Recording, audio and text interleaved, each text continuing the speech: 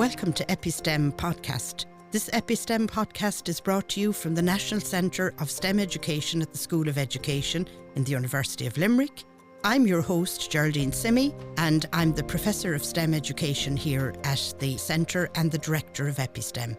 And my co-host, Michelle Starr, and I am the Research Liaison Officer in EpiSTEM.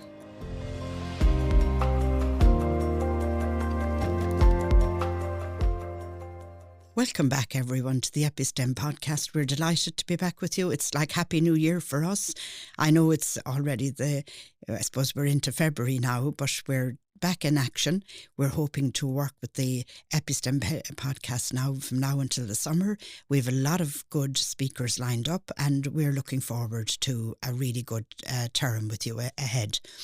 Today we'll be welcoming a new speaker here with us, Tara E. Ryan. Tara, you're very welcome. Thank you. Delighted to be here. Yeah, lovely. And we'll talk about you. You're a physics student. You're a PhD in physics education here, or physics actually. You're in the Department of Physics and you're doing your PhD in pure physics at the moment. So we're looking forward to talking with you in a few minutes. And Michelle, you might want to update us on anything new with regard to our sustainable schools. How's that going? That is going extremely well, Geraldine. I have been out because I know we're just starting back now and it's into February with the podcast, but we've had a very busy January and running right up to this. Our design a sustainable eco-village in Ireland for 2050 schools project is wonderful. I called out to the schools, all of the schools, and it's just magical to hear the students and to hear the teachers and what they're doing and the creation. And so I'm just looking forward to our award ceremony on the 27th of March here in the foundation in UL.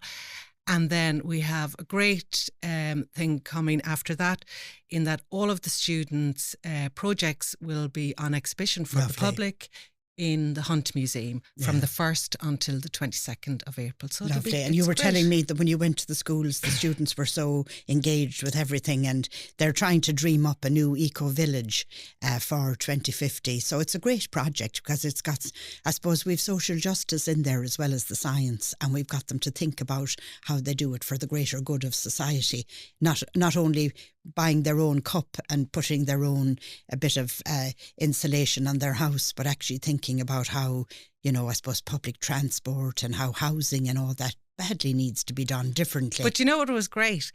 No, it wasn't great. It was great in the positive side of something that drastic that happened. The storm we had, Aeon, isn't that how you pronounce it?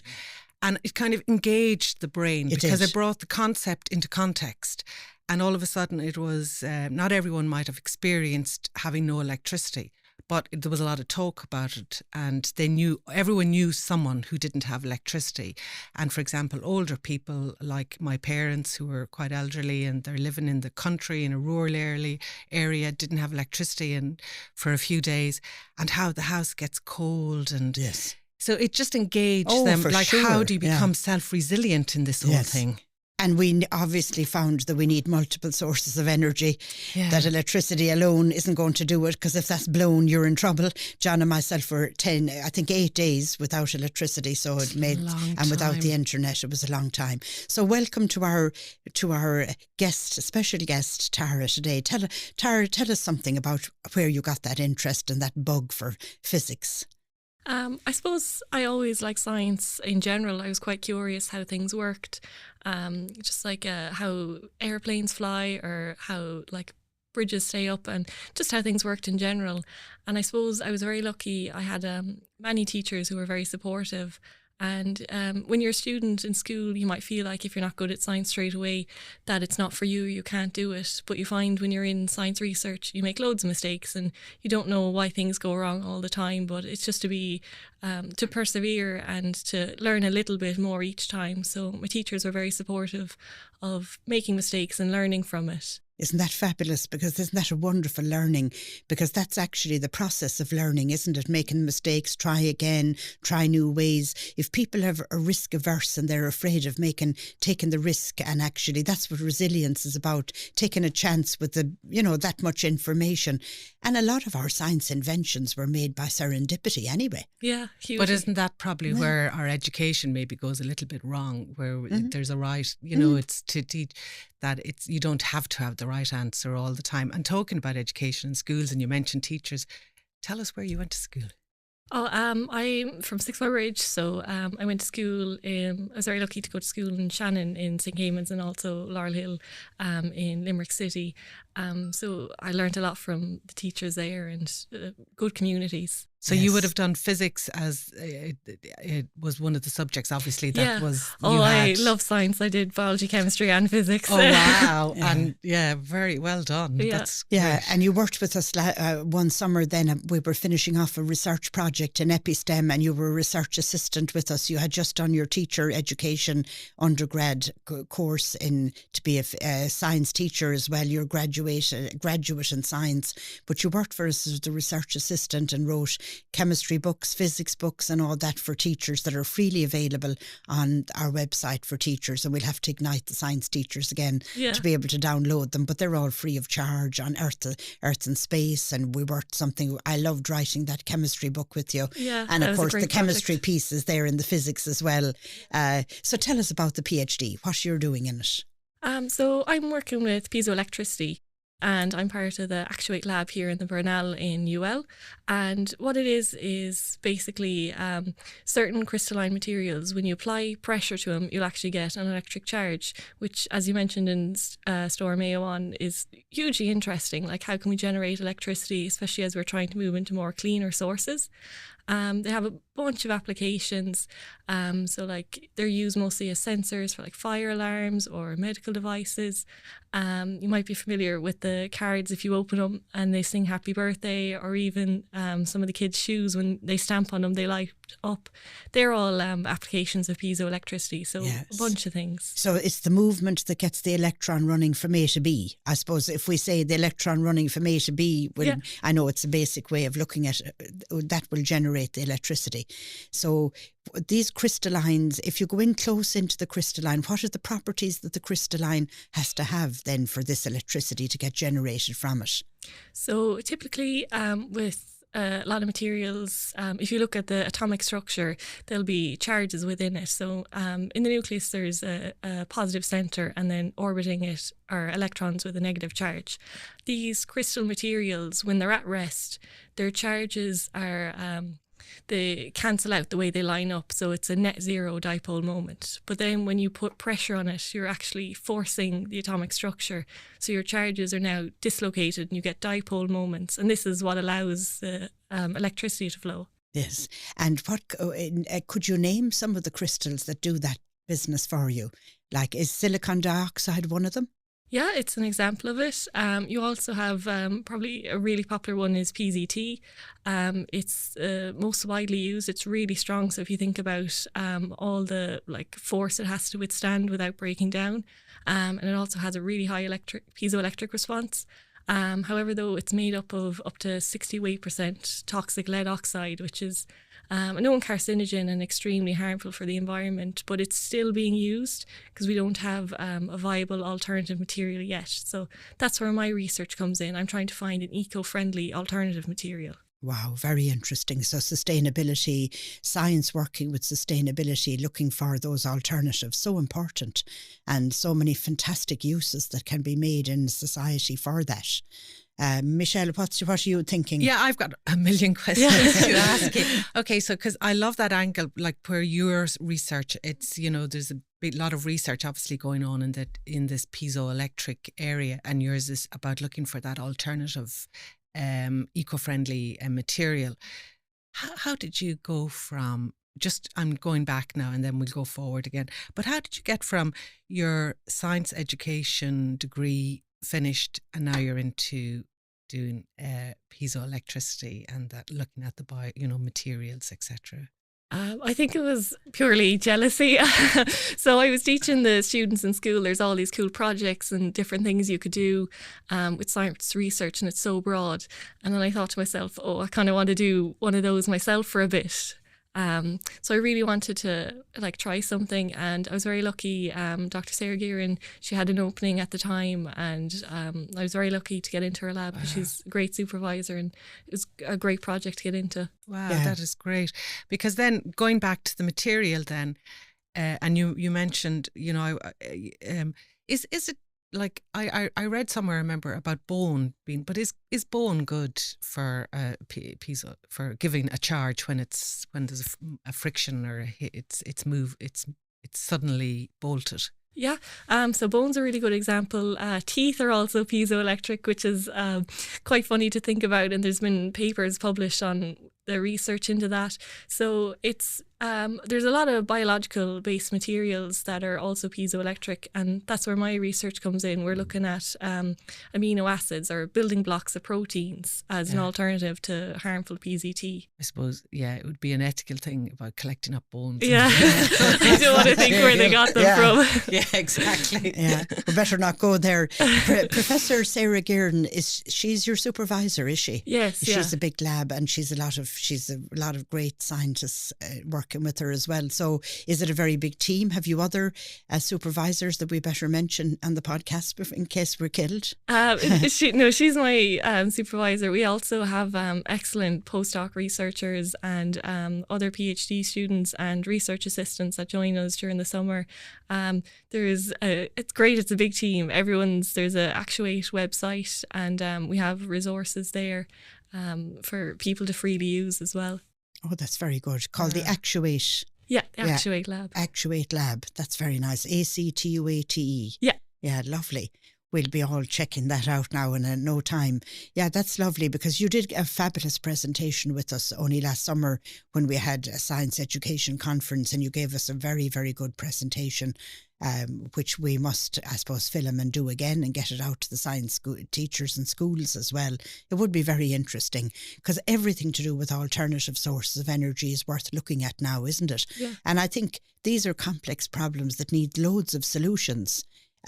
I get tired in Ireland sometimes because I think we go for an A or a B and a kind of just one or two, whereas we need to be thinking very expansively. Would you agree? Oh, hugely. Even if you're looking at eco-friendly sources of energy, if you use piezo tiles, so if you install them in the floor, you would initially think that's an eco-friendly source of energy. It's like mechanical movement. It's maybe footsteps or traffic. But then you have to think about material waste and disposals and what you do with them at end of life. Similarly, if you think about wind turbines, they're great eco-friendly sources of energy, but then what do you do with the disposal of them afterwards? Yeah, and the same with the batteries in those EV exactly. cars. But just going back to your one, and you were talking about, and we will be asking you about that math, because I know you were involved in the UL Engaged. You won a big award for that, and we'll ask what you did. But I hadn't realised. So there is a lifespan for these maths. For example, material that gives off piezoelectricity, if I'm saying that right, or it has this capability. So therefore, it does die at some stage, as in it stops working, it stops giving that charge. Yeah. Yeah. Oh, okay. So I suppose when you think about installing anything, kind of treat it as a living thing. What do you do when it comes to the end of its life? Or certain applications like medical devices are quite strict, so it has to be a certain percentage of efficiency depending on whatever the application is. So it might still technically work, but it's not up to a high enough standard, and it still has to be disposed of. Oh, very interesting. Very interesting. I remember us seeing when we were writing this book with the research assistants last summer on a green and equitable transition, we called it, for the Eco Village project. We came upon the Netherlands had put in millions of dollars or pounds into making these cycle lanes where those tiles were, and they were using the electricity for security cameras and for recharging their bicycles. Have you heard of any examples like that? Yeah, so that's a great example. Also, the band Coldplay, so when they did their latest tour, they had a section where tiles you could jump on and dance on, or bikes you could pedal, and you were partially powering a part of the stadium, which is really cool. And I think there are great ways of making science research accessible to the general public and all the applications of it. Yeah, very, because we've all learned, no more than Michelle said with the storm, Eon, we've all learned, I suppose, what it would be like to be caught in the 1800s or wherever it was, or maybe the 1920s without electricity. We could get our exercise while doing electricity. Yeah, that could be one way of getting our 10,000 steps in. Huh? We just cycle our way through to get the power. But yeah, power to the people. I mean, definitely it's got to be, we've got to think outside the box, definitely. And that thinking outside the box that you got, that making mistakes, that's really important, that learning approach, that it isn't about having everything as a success and risk averse, because I think as a nation we're very pragmatic people, but we're a success culture too. We're very race after what's the right answer here and give me the right thing. And schools are very connected like that because they want to give the right answer, and the students want to go in and know the exam question before they do it. And we're very connected like that, aren't we? We're risk averse, really. Yeah, and like realistically, you might have to do something 10 times and it might only work just once. Yeah, and that's kind of related as well, just being confident enough to laugh at yourself if you make silly mistakes, isn't it? It's that same thing. So tell us then, when we're talking about all of this, tell us your involvement in the UL Engage, Community Engage project, that award you won. What did you do? Because you were out in the schools, am I right? That was part of the UL Citizens Assembly. So that was a great event where different scientific projects, they would pitch their research to the general public. So everyone from Limerick was invited, and they would present a problem and how they were going to solve it, and then what they would use if the funding was awarded to them. So we pitched to install some piezoelectric tiles around Limerick City. So say, for example, you could put them in playgrounds and kids could run and jump on them, and they could be generating electricity, and then they could learn a little bit about how it works and how they're involved in science by doing it. Yes. So that was our project, and we were very lucky to be one of the winners for it. So where have you put it out? Did you run it in a public area yet? So not yet. That'll be getting started the next month, the project, and then be running over the few months after that. Okay. So then your dream, how do you think, if you had a dream and the right materials and everything, how would you think we should be using these mats, or, for example, as a community, say, for looking at Limerick? Everything really. I think it could be used for a bunch of things. So for example, for homeless shelters, people could come in and they could use them and they could charge their phones, or we could use them at work to, say for example, college here, there's a huge amount of foot traffic. So if you think about all the students coming in and out during the class times, that could be maybe used to power the projectors or the lights in here.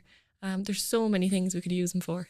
Yeah, I saw something about actually even having them, if they could put them on roadways and traffic is going along and the cars are driving along and they're generating, and in a big city, can you imagine the amount of electric you would generate if they could get, I suppose, a tile strong enough that could be replaced relatively easily and all of that. So it really will open up a whole new world if it can be found. Tell me, what stage of your PhD are you at? Are you in your second year or third year? Where are you at in the PhD development?